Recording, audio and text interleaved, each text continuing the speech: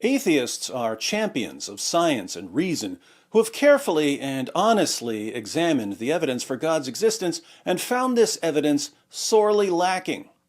And now that they've thoroughly debunked belief in God, they demonstrate their sober rationality by spending every waking moment on social media posting, "Sky Daddy, Sky Daddy, Sky Daddy, Sky Daddy, Sky Daddy." But don't let these endless cries of "Sky Daddy, Sky Daddy, Sky Daddy, Sky Daddy, Sky Daddy" make you think that these intellectual powerhouses have simply been programmed by manipulators using cult tactics. No. These brainiacs are as meticulously rational as a cosmologist writing the calculus coaster at Logic Land on Trekkie's Get-In Free Day. At least, that's what they keep telling me. Sadly, I'm not a super smart atheist anymore, so when I try to figure out what's going on, all I see is a handful of academics who will reject any evidence for God, no matter what it is, conditioning a young generation to reject any evidence for God, no matter what it is, while making this young generation think that they're just going where the evidence points. To me, bonehead that I am, it looks like cult tactics. Hey, kid, do you want to be special? Do you want to be part of the smart group? Do you want to feel like you're better than everyone else? Jeepers, that would be swell!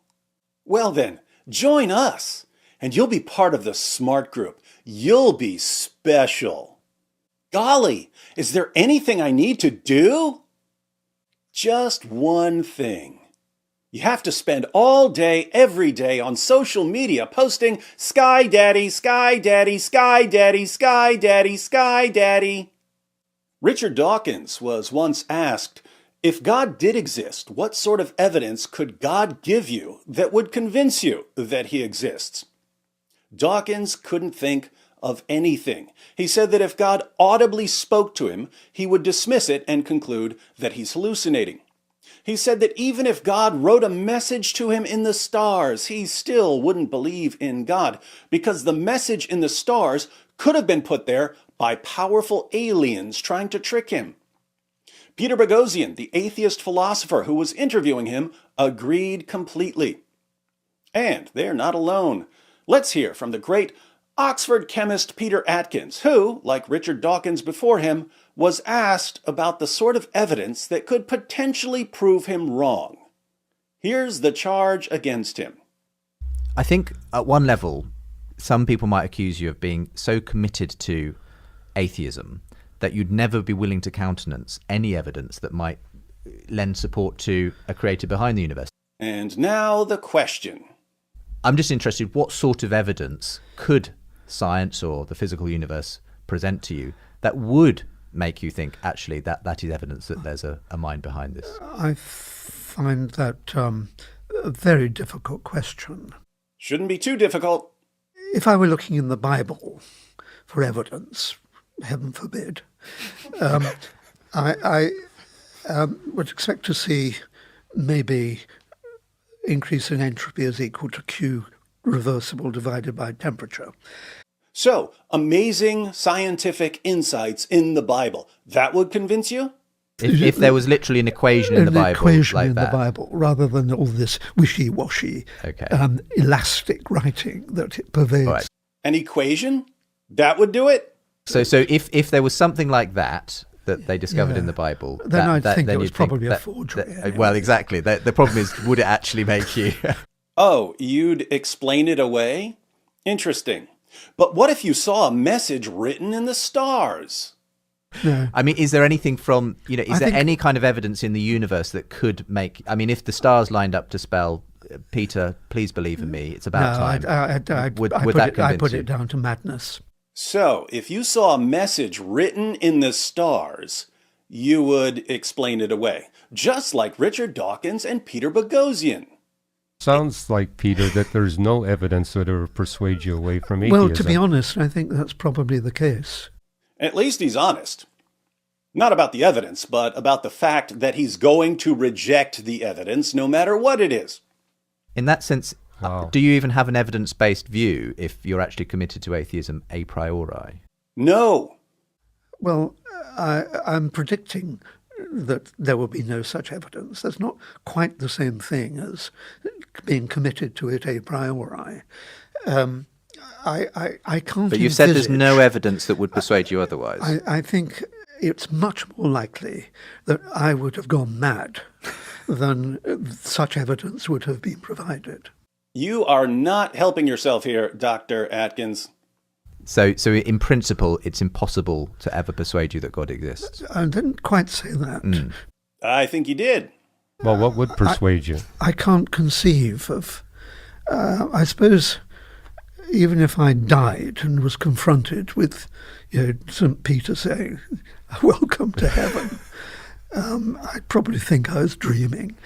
So, even if you died and you were welcomed into heaven by St. Peter, you still wouldn't believe.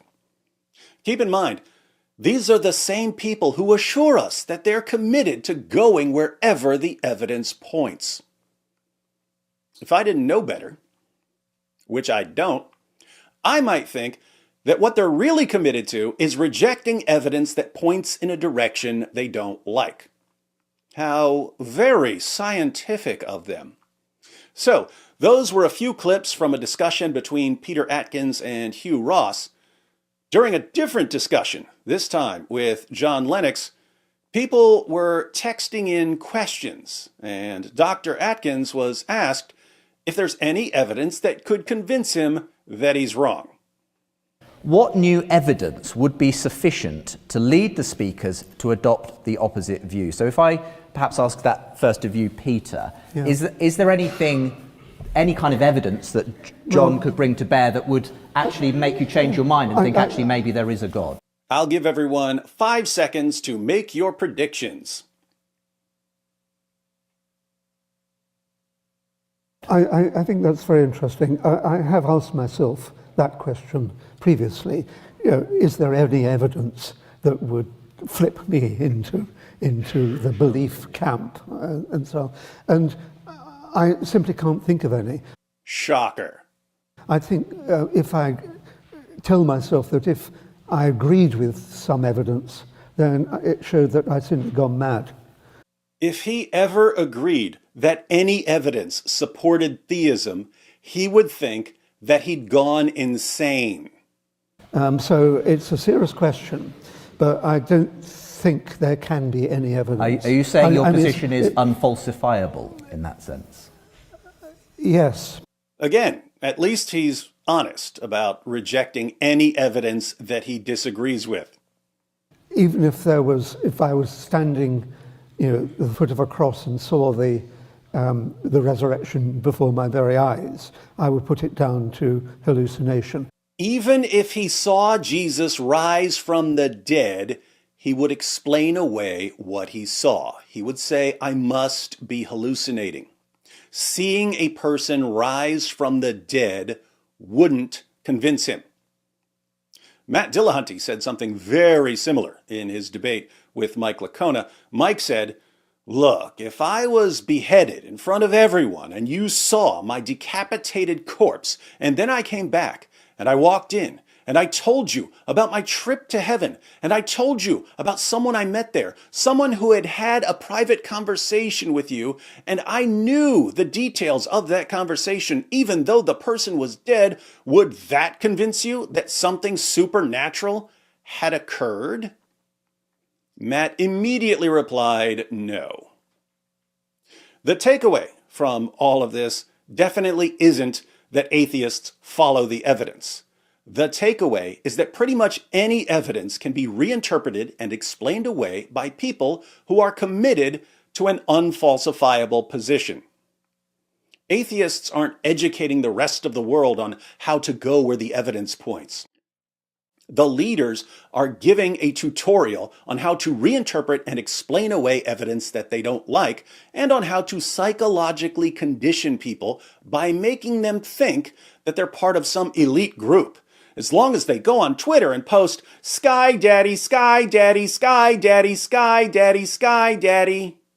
Meanwhile, the followers are walking, talking, whining proof of that old saying, There's a sucker born every minute.